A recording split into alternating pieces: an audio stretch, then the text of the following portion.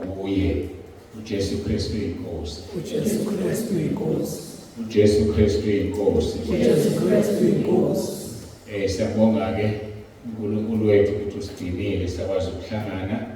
Sibonge kakhulu bonke abakhona abafikile ukuza enkonzweni, asizileke kumuntu noma egameni lebandla noma ey'bongeni, kodwa size ukuzozwa izwi eliphuma emlonyeni kaNkulunkulu.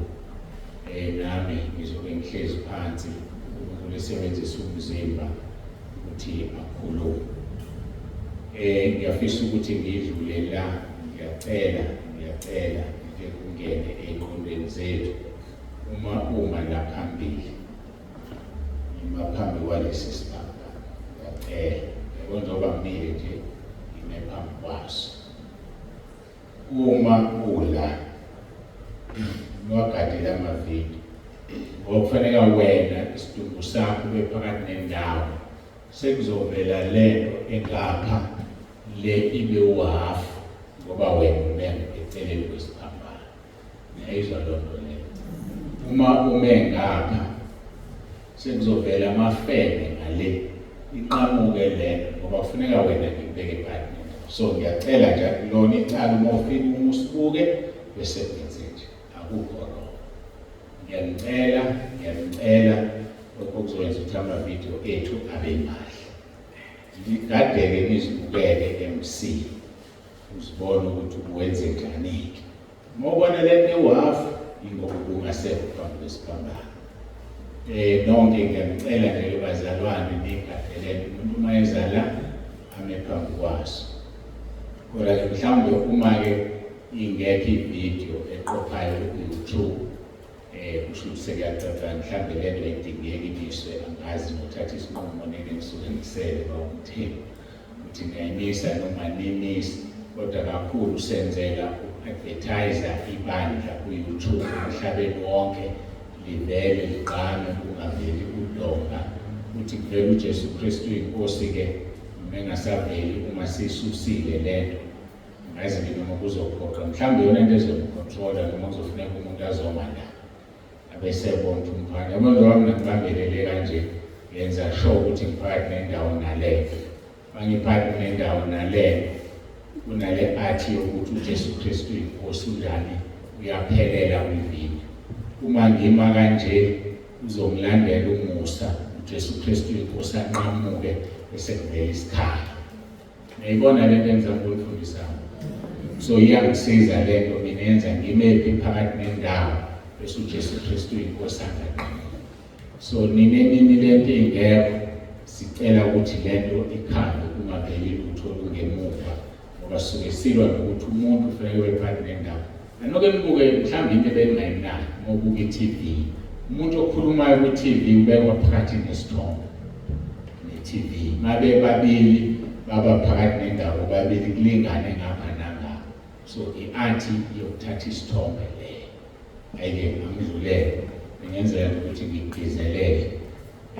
Sizoya-ke enkonzweni yethu. Ngiyabonga sekugcwele ngazi nami sizobeka kodwa ngisehlalile. Sizoya-ke enkonzweni yethu yanamhlanje. Sibonge bonke. Siya ku-part 9 wenkonzo yethu. Inkosi Sifundise ukukhuleka. Ngibonile kuphakephaya lethu ukuthi kuyiwe eGoli kule weekend, angithi?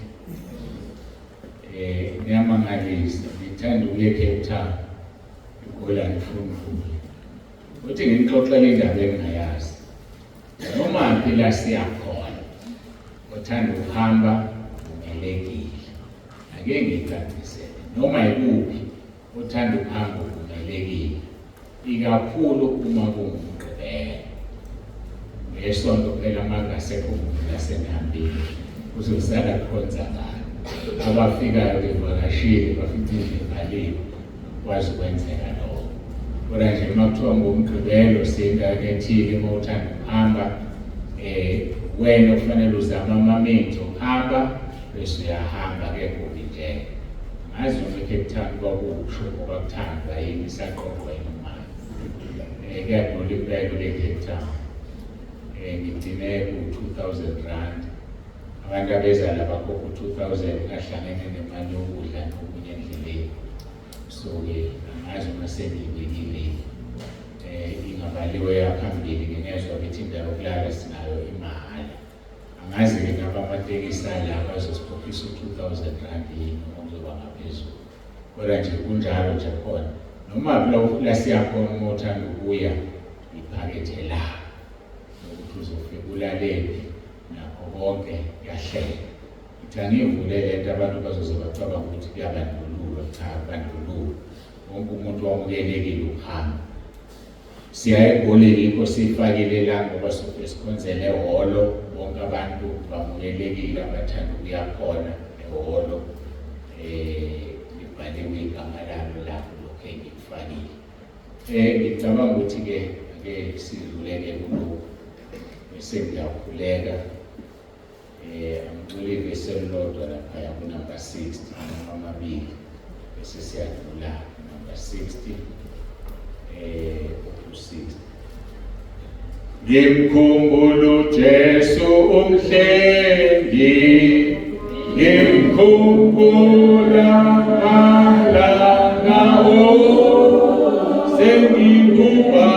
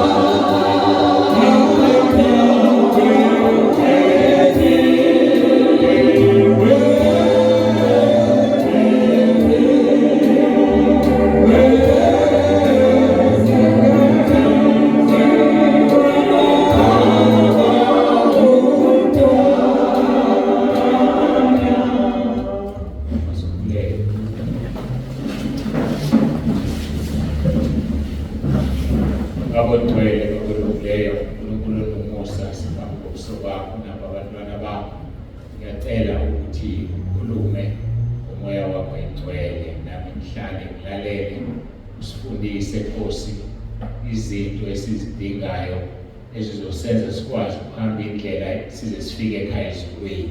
Ngiyakhuleka ngegama elinamandla leNkosi uJesu kusisizwe lapho.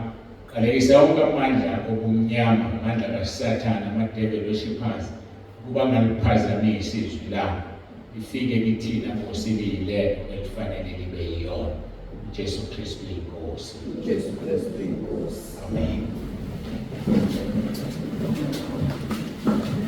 Sibonga-ke uNkulunkulu wethu kusabonga. Kula-ke izwi leNkosi Luka chapter 11 verse 1.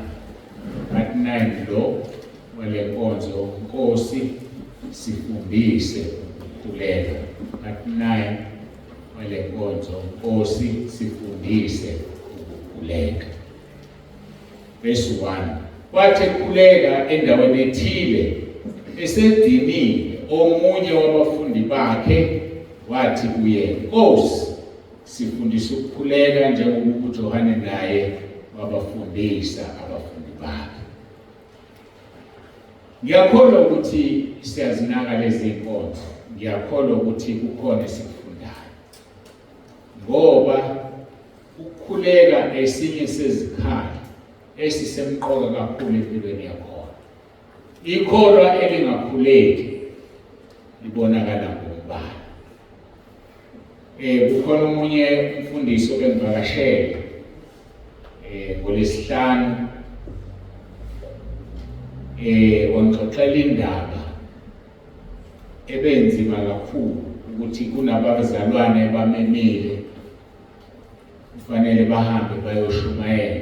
Usethi-ke yena ngaphambi kokuba siphume phela la ekhaya besiguqe sikhuleke, wathi omunye asikho isidingo. Ayikho into ebebuhlungu kimi njengokuzwa lokho. Ngasho kanjani asikho isidingo? Ngoba phela siyempini uma siyenkonzweni. Yebo sihamba isizwe likaNkulunkulu, kodwa uSathane uyalwa akafuni lihanjiswe. Uma siphuma singafuni ukukhuleka, kanti sokhuleka makwenze njani? So ngiyafisa sinake kakhulu inkonzo yokukhuleka, ngoba yona indlela esixhumana ngayo noNkulunkulu. Njengamanje ama-cellphone aseyingxenye yempilo yethu. Ngaphandle kwe-cellphone ngathi kusuke kukhona okungekho kuwena. Kanjalo nomzalwane. Ngiyaxakeka mina umzalwane ongakhuleki, ngoba ngaphandle kokukhuleka ukhulume noNkulunkulu wakho, kusho ukuthi ukhona lo oxoxa naye, awuxoxe nalo esimkhulekayo. Ngakho-ke ngiyafisa siziqaphele lezi inkonzo, azizinde noma ziziningi ngephutha. uNkulunkulu unenhloso. Lwase kuphathina nje into enhle sisekhaya lezwi. Ngiyathemba ukuthi uyakwazi ukulandela ubone lezi ezinye kusukela ku-part 1 uye uzivakashele nje, uzilalele, uzwe ukuthi zithini, kwenzakalani kusukela ku-part 1, uzirevive, ngoba ayikho into ephindwa kabili, zisemqoka zonke. Sathi-ke kunesimo kufanele umuntu abe kusona uma ezokhuleka. Number 1, ukuthi thethelela, ngoba ukwazi ukukhuleka unegqubu. Mark 11:25. Sathi ba nesibindi. Awukwazi ukuba nesibindi unesono enhlizweni. Yiba nesibindi sokuthi lokho okucelayo usukwamukele ngokucela ngokwentando yakhe. 1 John chapter 5:14 and 15. Sathi kholwa uma ukhuleka, ngoba ngaphandle kokukholwa sengimcaphune kaningi umaHebrews chapter 11:6, lapho lithi izwi leNkosi, uNkulunkulu uthokoziswa ngokukholwa. Ngaphandle kokukholwa akakwazi ukuthokoza. Nokuthi-ke oza kuye kufanele akholwe ukuthi ukhona nokuthi ungumvuzi walabo abamfunayo. Kodwa-ke izwi esigxile kulona ngesikhathi sikhuluma ngokukholwa, uMathewu chapter 21:22. Number 4, sathi ungangabazi uma ukholwa. UJakobe chapter 1:5 kuya ku-8 uthi ukhona yini ocela ukuhlakanipha, ofuna ukuhlakanipha makacele uNkulunkulu obapha bonke engathakani. Kodwa umuntu makangangabazi, noma mawuke wangabaza ngeke uyithole into oyifunayo. So yilwa nedimoni lokungabaza, into ecelayo wazi ukuthi usunayo, usuyamukele. Number 5, sathi ungakhulekeli into ozoyithitha ezinganukweni zakho. Seyincwadi kaJakobe chapter 4:1-3. Uthi niyacela ninalutho, ngoba nicela kabi, nicelela ukuchitha enganukweni zenu. Namhlanje-ke sizobuka iphuzu number 6, ngoba mangaphazame awu-7 wonke. Iphuzu number 6 elithi umucela ungazenzisi. Abantu bayazenzisa. Ziningi izinto abazenzayo abantu uma bezenzisa bekhuleka. Abanye bayazikhalisa kakhulu. Yikho izwi leNkosi lithi uma ukhuleka ngene ekamelweni uvale, Uma usekamelweni uvalile uzoba genuine, uzothembeka kuwena. Kodwa uma sicela ukukhuleka la enkonzweni, sizokuza usukhala, uyikhalisa, ufuna sponge awubani ukukhuleka ngomoya, uyakhala. Yebo kuyafika ukukhala ukukhuleka, angisho ukuthi akufiki. Kodwa bakhona abazenzisayo, qhaqhazela isizwi lakhe enze sengathi uyakhala kanti akakhali. Awuphendula lo mkhuleko. Kahle kahle uyisiqalekiso kuwe lo mkhuleko. Abanye bazibubulisa. Umuntu nomuntu uyazazi ukuthi uThixo wakhe. Ngangeke ngizwe akwazi ukuqiniswa manana ngaze nge-acte. Kuthiwa laba abantu abadlala amafilimu abe-actor sekufanele akhale, iyamiswa, adothe uVix, khona kuzokwehla inyembezi. Bese sithi ngiyakhala. Anginalo iqiniselo lokho angikwazi. Ngikaze nge-acte. But engizama ukusho, umuntu uyayazi into emthintayo akhala. Abantu bathintwa izinto eziningi, omunye maye washo haleluya waphinda kathathu, siyafika inyembezi. Kanti kade eyibiza lo haleluya waphiwe esikhaleni. Haleluya, haleluya. Athi haleluya, bakhala abantu. Kanti uyazenzisa. Eyibona lona, yobazalwane. Sizoba izingozi esikhona. Umuntu akaqaphele ukuthi uma ethandaza angazenzisi. Abanye bathandaza imikhuleko elungisiwe. Awuprepare umkhuleko, mhlawumbe useyazi ebandleni, khuleka mambala, khuleka babala. Awuprepare kahle, awulungisa, ukrema ufake ekhaya. Wenzelani? Uyakhuleka ubani. Azathi ongazi, engathi ngingakhuleka njengoba. Ngabofisa ukwenza into ezokunyuma. Mhlawumbe lo muntu uyenza nje lento eyikremile, ayiyezulwini. Usufisa nawe ukwenza izinto ezingayezulwini. Ngithinta amaphuzu okuzenzisa. Ungabokhuleka uzenzisa. Nokuthula. Awuyeba kithi. Yonke nje into yenza fana nokushumayela. Ngiyakhumbula kudala. I think it was 2011. Ukukhona umfana, mazi kangakanani manje wasesikhawini, wayemncane ngaleso sikhathi. Senze kwathiwa uNJ, shumaliso kaNJ. And shumaliso kwakhe ngempela, kwakucaca ukuthi ufika amlalele abese yapractice. Amlalele abese yapractice. Asho izinto ezisho uNJ. Uyashumayela lo muntu. Uyalingisa. Masingazenzisi, masenze izinto. Athola umuntu athola isoka sibanibani. Azama ukulingisa usibanibani. Hayi. Ezulwini awumukelekile. Konke lokhu nokunye kungukuzenzisa. Asingazenzisi masenze izinto. Ake sibheke izwi elikhuluma ngokuzenzisa. UMatthew chapter 6 verse 5 kuya ku-8 esake sadlula kuwona. Nalapho ukukhuleka ningabi njengabazenzisi. Ngokuba bethanda ukukhuleka emasinagogeni nasezihlanganweni zezindlela ukuba babone ngabantu. Ngiqinisile ngithi sebewamukela umvuzo wabo. Ungazenzisi. Ungayi ukukhuleka endaweni la uzobonwa khona. Yingakho lapha yaphesheya amakhulumo phesheya kwe-page leli likhuluma ngoMatthew chapter 6 lithi uma nizila ukudla ngoba ikhanda lakho ugeze ube muhle ungabonwa abantu ukuthi uzilile. Musubonakala ukuthi uzila ukudla. So ayikho into okufanele uyenze uzenzise. Yingakho kufanele sitshela abantu ukuthi sizile ukudla. Uma utshela umuntu usuphumile ekuzileni ukudla usuyasilima.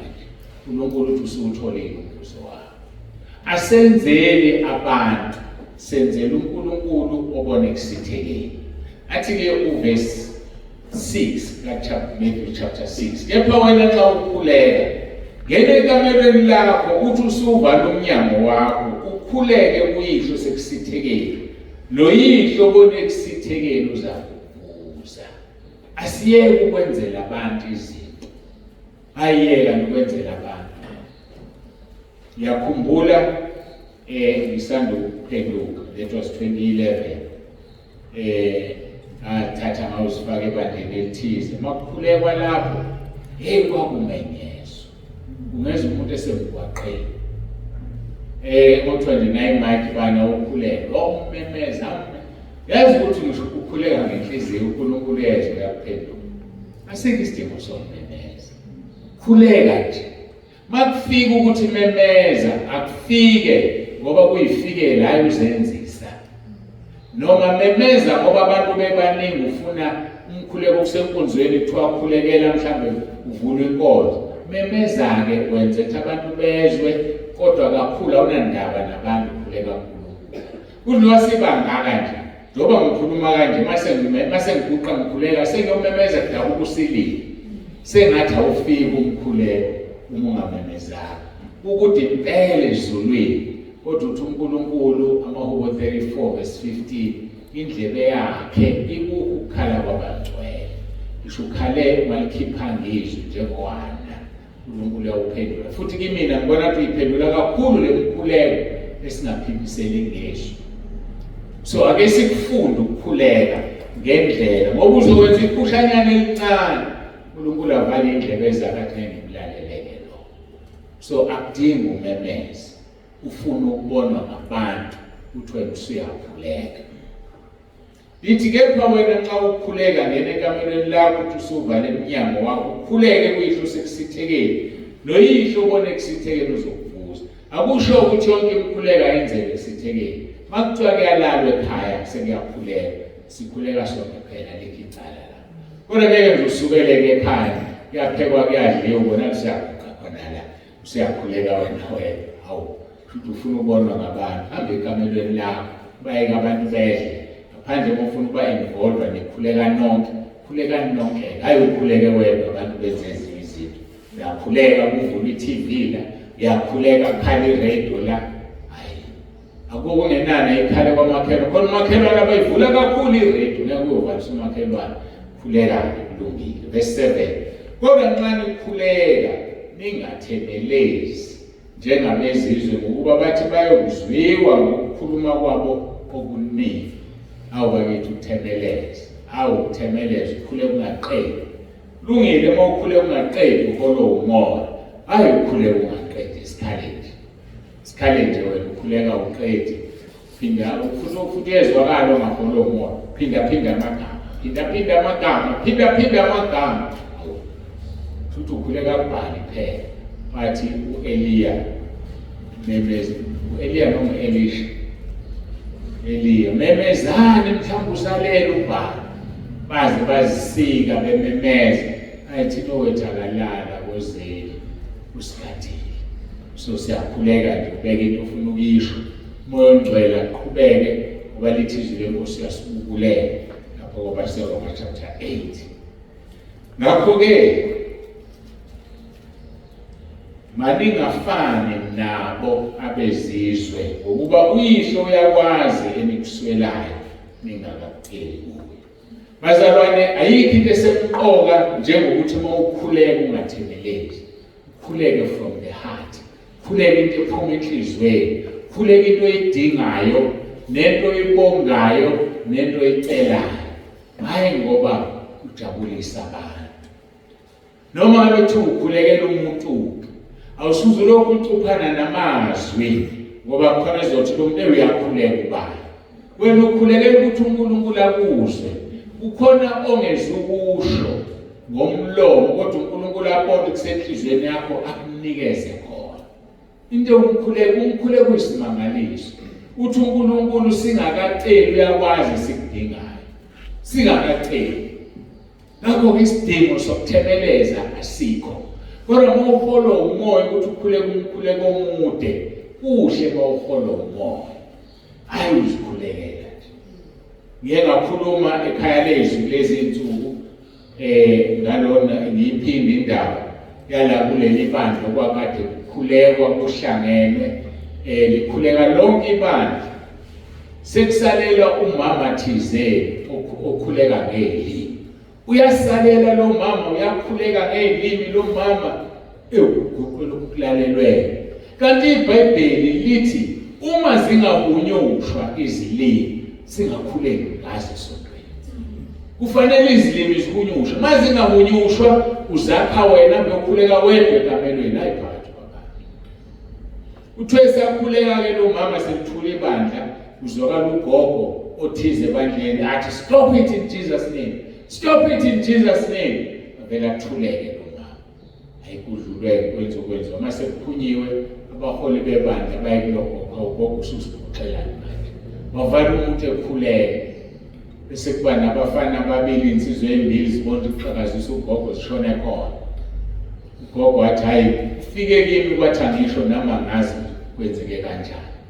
Bese beyacaza abafana bathi hayi lo mama bekhuleka ukhuleka ngesizulu bethuka ibandla elibiza phansi kwegate. So umoya ongcwele ugogo wazile ukuthi ukhulula isizulu ukuthuka ibandla wamvala wathi stop it in Jesus name. Ngamanye amagama awukwazi ukuvela uthi amen umuntu okhuleka ngezilimi ngoba umazi ukuthi usho kanjani ukuthi amen. Noma nje wasisonke nje la masiguqa sikhuleka sonke kanye bese ngandlela thiza salo yedwa noma ukukhuleka ngesizulu mayithi amen ungamusho amen ngoba umazi uqale wathini usumzwile lokho kodwa umzwa ngokuncane ukukhuleka ngoba amen uthi makube njalo. So immediately uthi amen usuzibophile kulomkhuleko nalomuntu obungazi ukuthi ukhulekelana. Mhlawumbe ukhulekela ukuthi ufe nje wena. Mhlawumbe ukhulekela ukuthi uhlushwe. Usushilo nawe wavuma enkosini wathi makube njalo Nkosi. Amen usho ukuthi makube njalo usho kowakho umkhuleko. Noma emkhulekeni enguqalile makuyimina la noma ubani esitheka ngakhuleke simzwile eqala wazayophela. Masivumelana nento aseyithandazile mayithi amen nathi masithi amen. Amen uthi makube njalo. So asikwazi umkhuleko ukuphetha ngenye indlela. Ngiyafisa siwazi lamagama ngoba abanye abantu abawazi. Hallelujah uthi praise the Lord. Awukwazi uqeda umkhuleko ngohallelujah ngoba ukhuleke waqeda wathi praise the Lord. Kanti mawusukhulekile waqeda uthi amen ngoba usho ukuthi makube njengoba sengishilo Nkosi. Nebona lo. So asizazi lezi zinto. Umkhuleko it's very important empilweni yakho. So mawusemqobo umkhuleko wekholo kunendlela esikhuleka ngayo ngoba sifuna uNkulunkulu enze njani asiphendule. Izolo lo bethu umama besihambile esile eMnambithi. Sekuba khona angithi kulezi insuku njoba ngibhizi ngomkhuleko ngikhuluma ke ngichaze izilimi noprofeti. Ngezwe into eyisimanga engibona ukuthi izonisiza futhi mhlambe ngoba abantu ekhaya nje bahlukene kabili. Khona abalalele zangesonto abayifunda zaphakethu. Khona abalalele iphakethu abayilalele zangesonto. Bese bakhona abayilalela zonke. Bese bakhona bangalaleli. Bamaqembu awu4. Bahlale nje bangalaleli. Basabala abantu ababafakayo.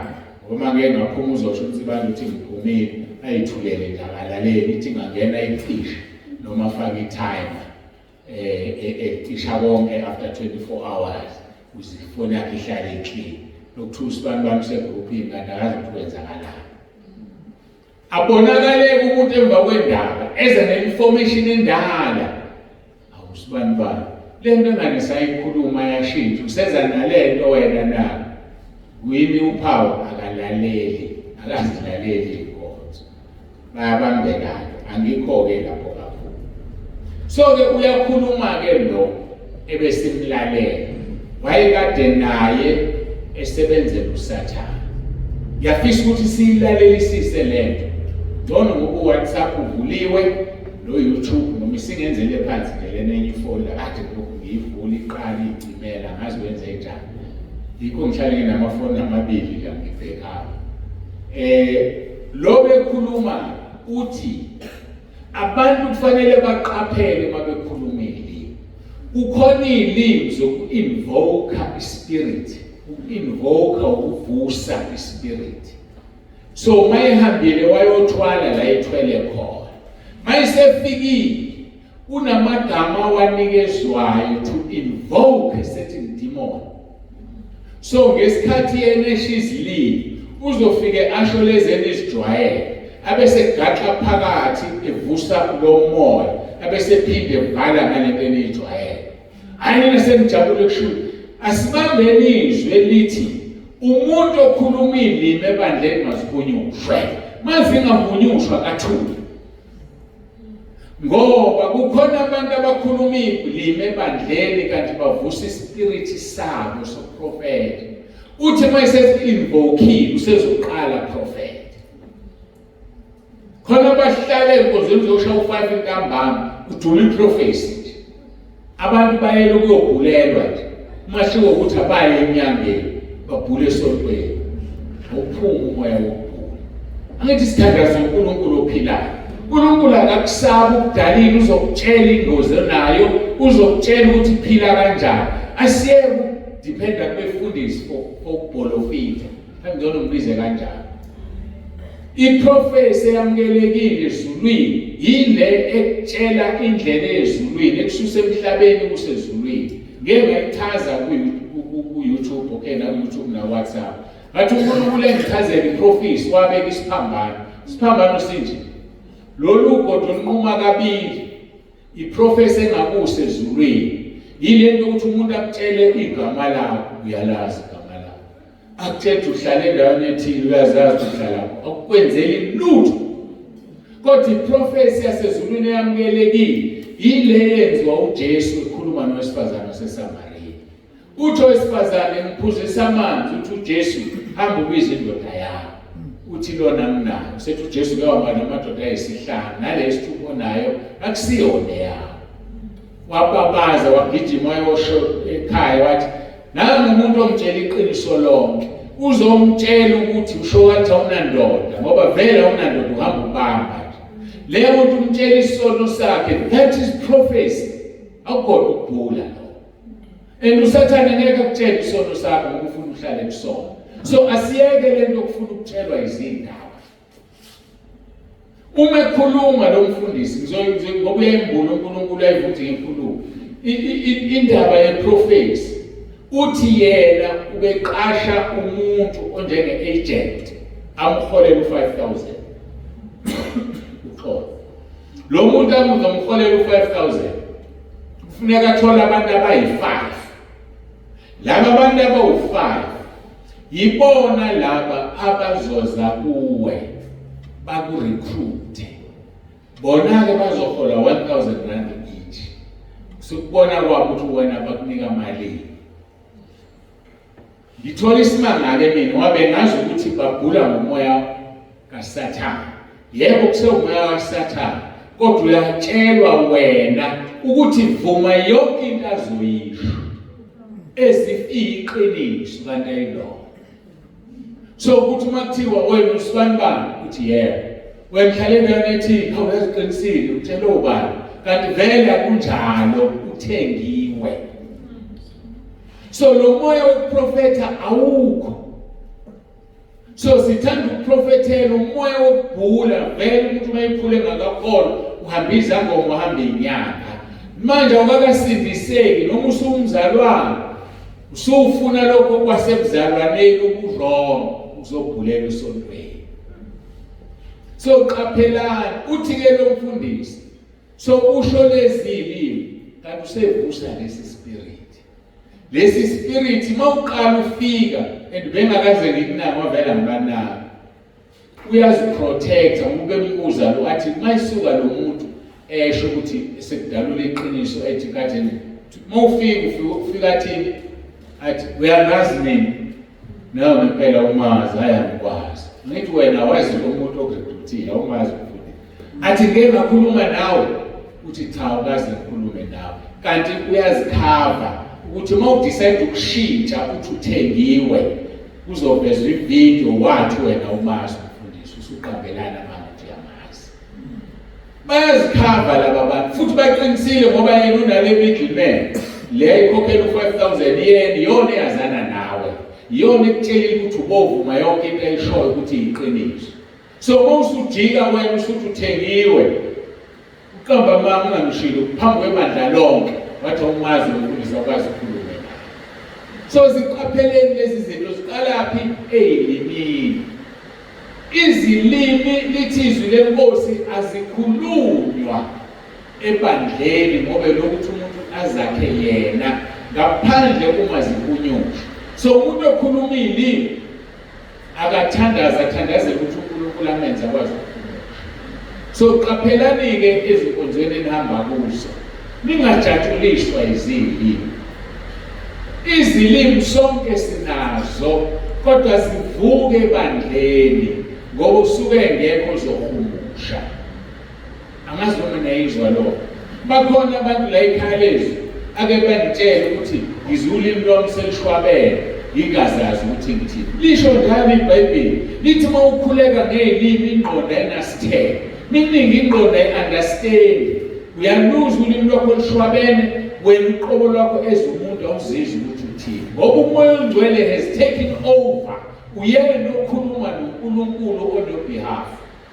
Now akufanele sizoyikhuluma ebandleni. Akufanele sizicule ebandleni. Akufanele ngithi ngiyashumayela lokhu ngidlala ngikhuluma izilimi ngiphuma ngeke. Kune spirit engisibusayo mangenze njalo.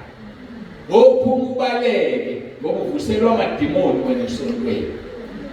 Lapho uNkulunkulu akasize bazalwane. Sihlale eqinisweni, ulifunde izwi, ukholwe njengokusho kwezwi. iBhayibheli lami nelakho John 7:38 lithi okholwa njengokusho kombhalo eswini sakhe gobhoza imfula yamanzi aphilayo. Ake sihambe ngokwezwi kaNkulunkulu. iBhayibheli lodwa noma ngabe lililuluni lishinto eyodwa nelinye. Why abantu ba-insiste lokubathanda ukukhuleka ngezilimi ebandleni? Ngoba kunespirit abazivusayo, kunomoya abawuvusayo. So ziqapheleni-ke lezi zinto. Siphansi kwesihloko esithi uma ukhuleka ungazenzisi. Ngoba bayazenzisa benze ngathi banezilimi kanti khona lo moya abawuvusayo. Phume nawe uthaya umfundisi wethu khuluma izilimi lwanopawulo ayeshethi ngizikhuluma kakhulu kunani. Manje-ke naye ufuna ukuyivele ikhuluma kakhulu izilimi kunayo. So izilimi izilimi so umuntu onomoya ongcwele unazo izilimi, kodwa uNkulunkulu zivusa eyedwa kamelweni. Yakhumbula ngo-2020 ngamgula sigula nomama silele siphethwe iCovid. Wangitshela ngakusasa ekuseni, mina ngazidina ngikhule kuRoma 10:9. Ekuseni uthi hawu yazi kade ukhuleka ngezilimi. Mina ngiyakwazi lokho. Mina into engiyazi ngikhule kuRoma 10:9 uthe ngoba kuvele wangena ezilimi. Then izilimi ezigenuine lezo ngoba mina ngangingazizwa. Futhi angizange nalolo limi ushwabana. Into okufanele uyazi ifuna umoya ongcwele nezilimi. Ngoba umoya ongcwele ukhuluma ulimi lwasezulwini. So akudingi uzoyiforsa, uzohamba uyifunda, usuzositemela ngazo la. Thina sokutshela ukuthi usuzivusela amadimoni. Ngoba uvusa amadimoni ebandleni. uNkulunkulu ufuna masikhuleka singazenzisi. Ngifuna sibuke indaba yomfarisi lapha kuLuka 18:11-14. Umfarisi wema wazikhulekela ngokuthi uNkulunkulu ngiyakubonga ngokuba ngingenje ngabanye abantu izigcwele abangalungile iziphingi nanjengalomthelisi. Verse 12. Ngizila ukudla kabili ngeviki, nginikele okweshumi kukho konke nginakho. Asikho isidingo sokuphakamela uNkulunkulu. Asikho isidingo sokuthi ukhuleke utshela uNkulunkulu izinto ozenzayo. Ngisho iNkosi uHezekiya esetshela ukuthi uzofa, lithi izwi lenkosi wabheka odongeni. Wathi Jehova uNkulunkulu ake ukhumbule ukuthi ngihambile phambi kwakho ngokungcwele. Akazange amtshele. Athi mina ngenza ukuthi ngasiza usibanibani ngenza u1 2 3 uthi iNkosi ikhumbula ngoba uNkulunkulu lesikhuluma naye. Manje lo muntu kuyaphakama uthi ngiyabonga ngoba njengabanye abantu. Wenze ngathi uyabonga uyadumisa. Kukhona abantu abathi mabezofakaza bashaya abantu ebandleni. Asothi ngiyambonga uNkulunkulu owangikhipha ekuthenini ukuthi mina ngikwenza ukuthi kanti ubhizi uyalwa ushaya umngane wakho othize mhlawumbe waleda azaza yenze. Uyazenzisa nje. Usaba ukumtshela lapho sezokufakazela. Yekani lento ukuthi uma uthandaza ushaya umuntu ngomkhuleko. Uma ubona ukuthi khona usibanibani lana, uzokhuleka ugigisele ngakuyena. Hey ngiyabonga Nkosi, wangikhulule enkipiteni. Siyazi ukuthi abantu abakipita abayesihogweni, kanti njengoba uyazi khona ukipitile la. Awuthandaza, uyashumayela kahle kahle. Shumayela kabi, shumayela information onayo. Yekeni leyo. Awufike ezulwini lokukhuleka. Umuntu nakayeke ukuzenzisa. We don't pretend before God. Ngoba uNkulunkulu ubona inhliziyo yakho. Ubona ukujula kwenhliziyo, bese ukhahlela umkhuleko wakho. Ubusemidlalweni yena ngeke emdlalweni. Ekhamba umuntu ase ngiyakhuleka mina ngiphendula. Uzophendulwa kanjani umkhuleko wakho ubhinqa abantu? Emkhulekweni wakho ushumayeza abantu. Emkhulekweni wakho uqalekisa abantu. Uthi ke lona ngiyakubonga uNkulunkulu ngoba njengabanye abantu. Akuyona into yokubonga le ukuthi awunjengabanye abantu. Uhlulela abantu uzibona ngathi ungcono. Uthi njengabanye abantu izigcwele abangalungile neziphili. Nanjengalomthelisi bekhuleka benayo. Uthi ngizile ukudla kabili ngeviki nginikele okweshumi konke mina. Akakwazi uNkulunkulu why uthela imisebenzi yakho. Ngoba indlela akayazi ngayo uzokulandelisa ngayo isikhopweni. Kodwa lesibizwe yamtshela. Verse 13 kepha umthelisi ebikude wayengafuna ukuphakamisela amehlo akhe nasezulwini. Kodwa washaya isifuba sakhe ethi uNkulunkulu ngihawukele mina so. Ukushaya isifuba ke lesizulu esijwayelekile ukuziqhenya, wayengaziqhenyi, wayethi ngihawukele mina so. Ezizwela ubuhlungu. Uzikhulekele wena ngobubi bakho. Kufana nabantu mayivuma izono. Avumela abanye abantu. Asibavumela abanye abantu. Uvuma isono sakho. Ngeke uthi uma nabambe inkukhu ngenze example. Kwangena inkukhu egcekeni kamakhelwane. Wathi umama wakho ibambe nayijaha nodadewenu, nayibamba nayinquma, nayipheka nayidla. Akuvumi isono kanjalo. Yebo ungasho ukuthi umama wathi angiyibambe, hayi asi, awuvumele omunye umuntu. Umama wathi angiyibambe, ngayibambe inkukhu, asikise ukuthi uzothi siyajaha sinobani, umfakelane omunye umuntu, umvumelelane isono. Ngayibambe inkukhu, ngayibulala, ngayithutha, ngakunika umama wayithanda imnikeze. Ngoba vele instruct lokho ngeke khona ongeke ukufihla. Kufanele ukuthi ukusho. Kodwa ukwazi ukusho ukuthi ngesikhathi ngikhuleka ngaya kumngani wami ngabuza ngenze njani. Bathi umngani wami hayi khona umama engizokukhombisa kuyena okhipha isisu. Sahamba na hlukana naye manje. Ungasho ukuthi umngani wami wangilayela ukuthi khona okhipha isisu. Ngase ngiyahamba ngaya kuye wafika wenza 1 2 no 3. Hayi ukuthi senze ukuthi asiyeke kuvumela abanye abantu izono. Uzoyivumela yena ngesikhathi sakhe. Awukhombisi ukuzisola uma uhlula uku-admit isono sakho ufaka abanye abantu. Awuzisoli, ngeke uthethelele. Funda ukuvuma esakho isono. Uma wabulala umuntu wambulala umuntu, hayi ukuthi sabulala umuntu. Sefana ngithi mina nimbulala nobani ngeke ngisho. Ngoba mina ndaba nalowo muntu akekho. Yilona lo uzoyishayela esikhobeni sakho. So fundani ukukhuluma ngawe emthandazweni. Uma kuwukuthi uyazisola into ethile. Kodwa uma kuwukukhuleka umkhuleko wokukhulekela abantu, siyabakhulekela ngisho njalo bathandazeleke. Nkosi msize usibanibani, size umongameli wethu, size usibanibani, kuthiwa sikhulekela amakhosi nohulumeni, bayakhulekela. Kodwa ngeke uvume isono uvumele uhulumeni. Ngeke uvume isono uvumele umongameli. Noma bengisenze nobabili naye, sadla imali nomongameli, sagebenga umuntu nomongameli. Kungenaphi la? Uthi-ke uJesu uyena oxoxa le ndaba. Kepha umthelisi emikude wayengafuni ukuphakamisela amehlo akhe ngasezulwini, kodwa washaya isifuba sakhe ethi uNkulunkulu ngihawukele mina so. uJesu seyabuza noma useyasho uthi ngithi kini lo wehlele endlini yakhe elungisisiwe kunomunye ngokuba yilona loyo oziphakamisayo uzakuthotshiswa, kodwa ozithoba uzaphakanyiswa. So funda ukuthobela. Yathobisa ukuthi wenze ukuthi, hayi ukuthi senze ukuthi. Angithi manje wenza ukuthi ungazizakala isiko wena nto uyenza ngawedwa le noma yekela lo munye ozokukhulekela uma kuwukuthi kubeke uNkulunkulu kuyena athi awusibani bonke kuyenza into nje wedwa bakhona yena bakusizayo yebo bakhona futhi awusadluli ubabala ngamagama kodwa ukhombisa ukuthi uyasivuma isono sakho ukuthi waba ingxenye yokubulala ubusibani bakho asifundi ukwenza izinto nomkhuleko ukukhuleka kanjalo ngisho Elisha ekhulekela umntwana womshunenikazi esefile umntwana lapha kuMakhosi esibili chapter 4 verse 33 lithi wangeke wabavalela bobabili isivalo wakhuleka bobabili nomntwana ekhulekela umntwana efile uNkulunkulu uyawuthanda umkhuleko wokukhuleka wedwa ngamanye amagama kusho ukuthi ngafo omunye la phakathi kwenu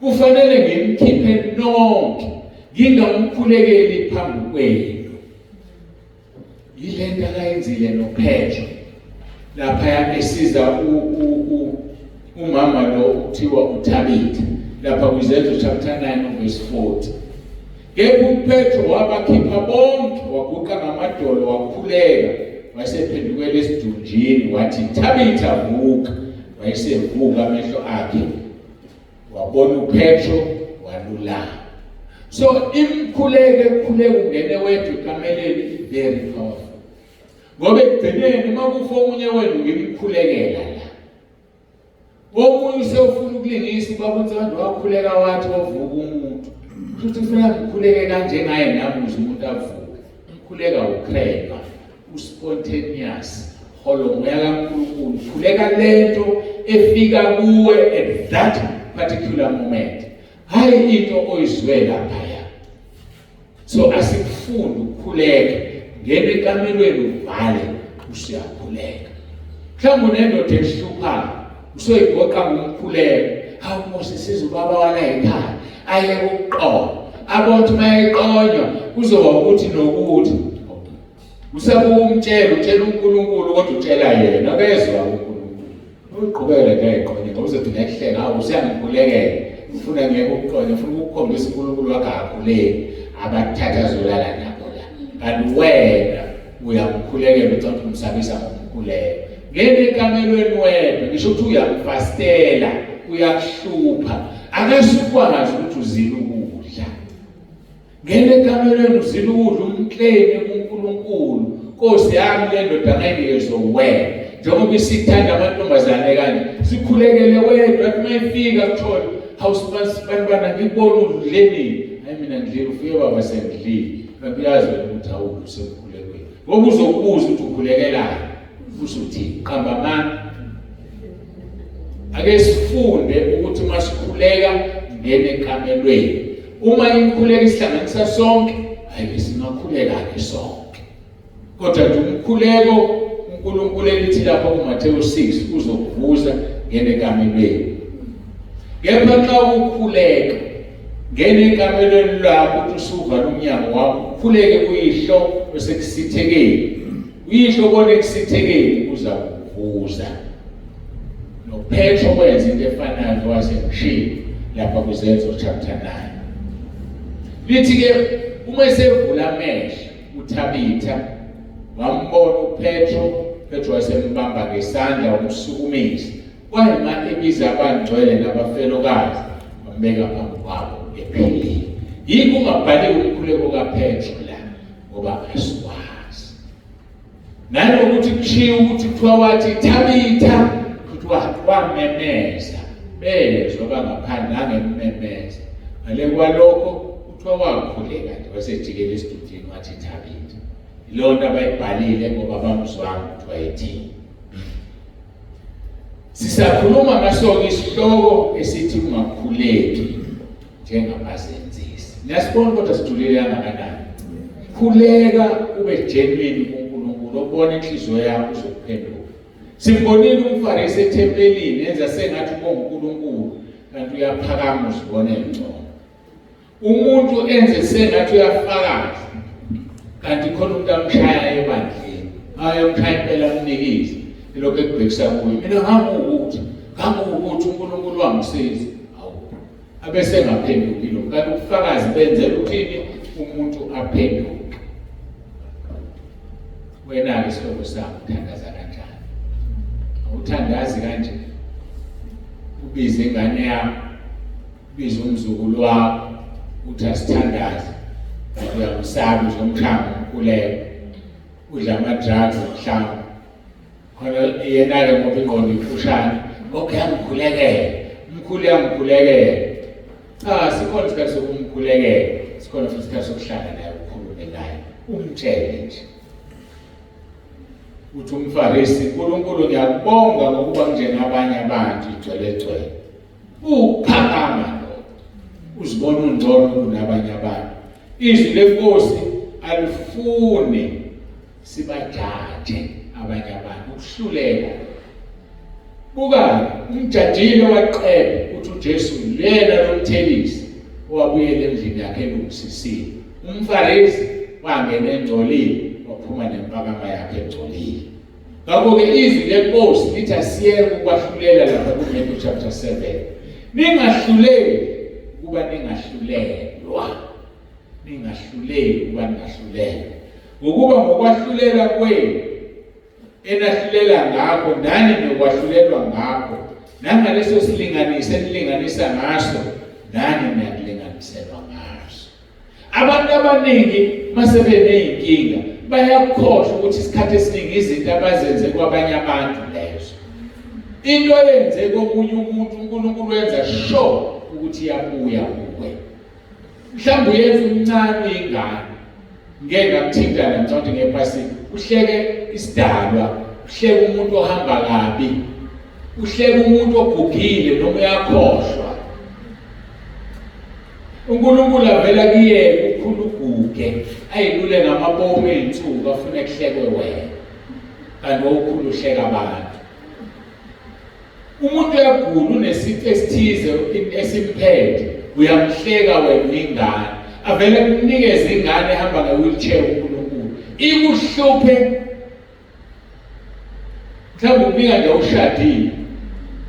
Uthi uma uhamba edolobheni, ikubona insizwa ifisa ukukushada.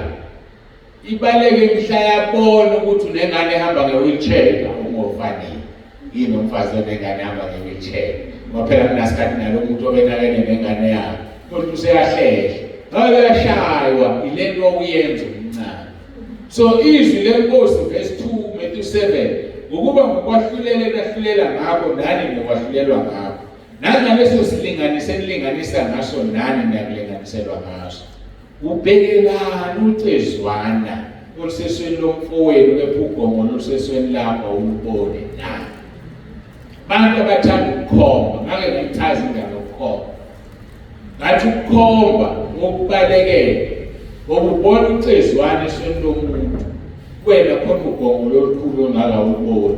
Nezulu siyasho sithi iqaqa alizizwa umuntu. Kahle kahle bayakudama bekhuluma ngeqaqa. Umuntu nje akazizwa.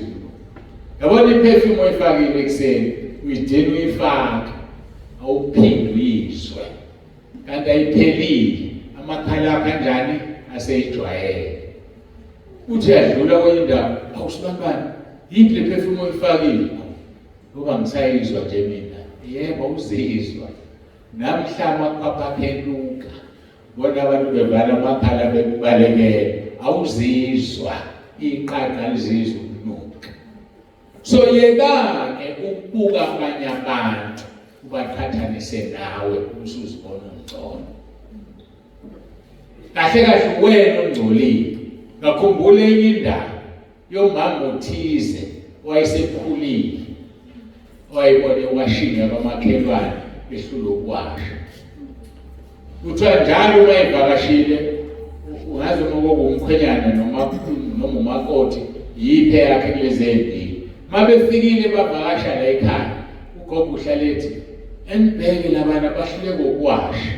Nayibona washo ngabe ingcole kanjani? Uyineka kanjani into engcolile? Bahlala efletini yabonakala kwelinye iflat nekweveranda. Uyineka kanjani into engcolile? Bamangale lapha. Bathi bayibheka lento bayibona engcolile. Bahamba. Ngazi uma sebebuye wesithathu. Kanti umama unjani? Lokho akomplena newashini yalabo engcolile.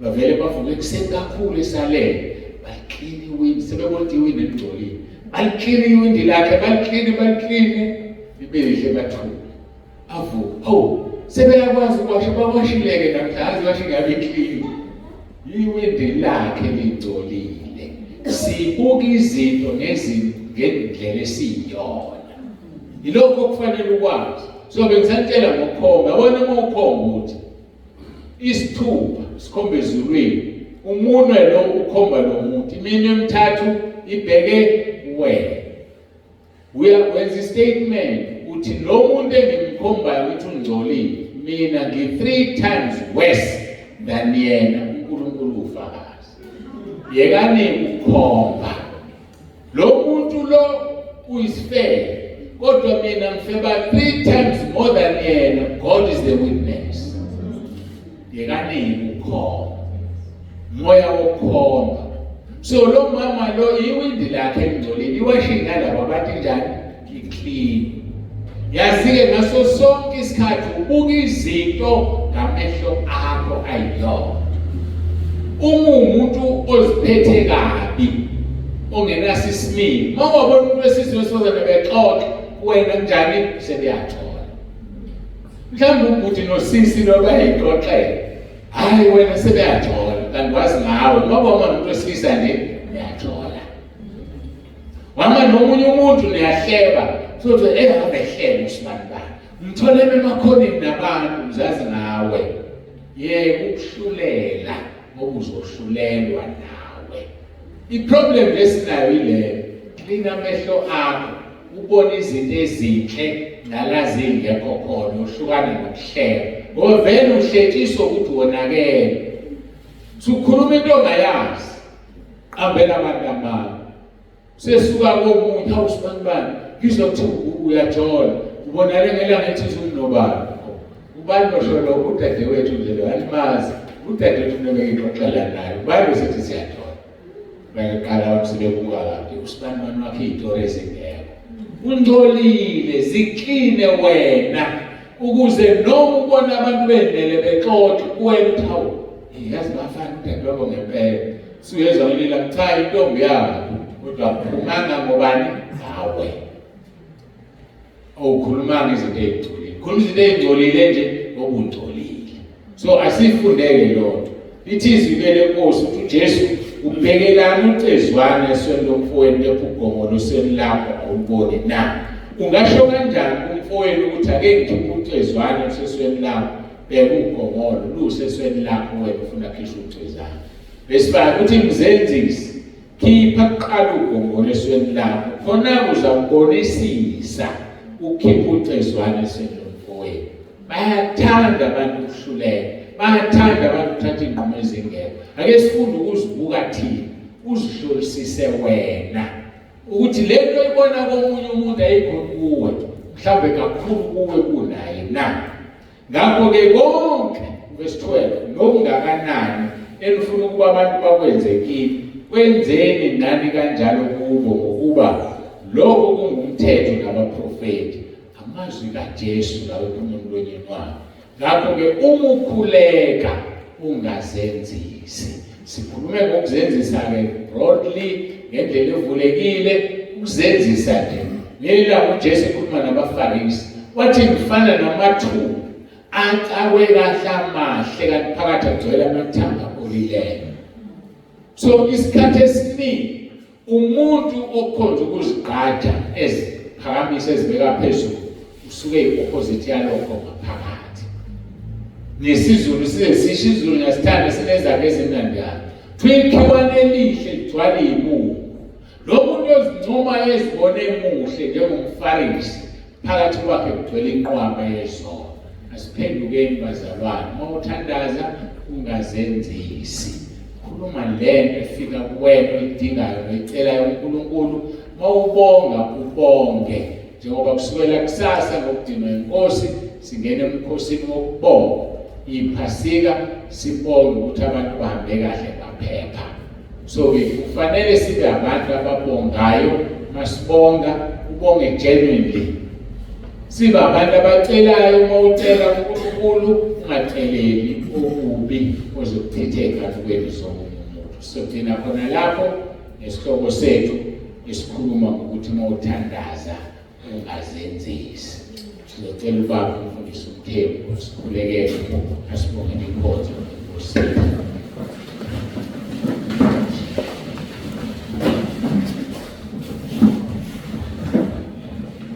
Baba wethu onamandla onke, Baba weNkosi yethu UJESU KRISTU, siyabonga ngokukhuluma kwakho namhlanje. Siyabonga ukuthi usinikeze indlela esimele ukwenza ngayo izinto. Sikhombisa indlela esimele ukuhamba ngayo. Sibonga ukuthi Baba ukhuluma lokhu sisenendlebe yokuzwa nengqondo yokuthatha isinqumo, yebo nenhliziyo yokulondoloza izwi lakho. Sibonga ukuthi Baba akekho umuntu ongakhuluma kanje ngaphandle kwakho. Lokhu ukhombisa ukusithanda. Sithanda sonke njengoba silapha. Usihlanganisela Baba ukuba sizozwa ukukhulumisana nempilo yethu. Sibiyele Baba, biyele izwi lakho lihlale ngaphakathi lisakhe. Nathi sivume nenhliziyo yethu ukwenza njengalokhu kushilo. Sikhuleka konke lokhu ngokubonga egameni likaJesu Nkosi yethu, Jesu Kristu Inkosi. Jesu Kristu Inkosi. Amen. UYINKOSI ephakemelo, ongeni,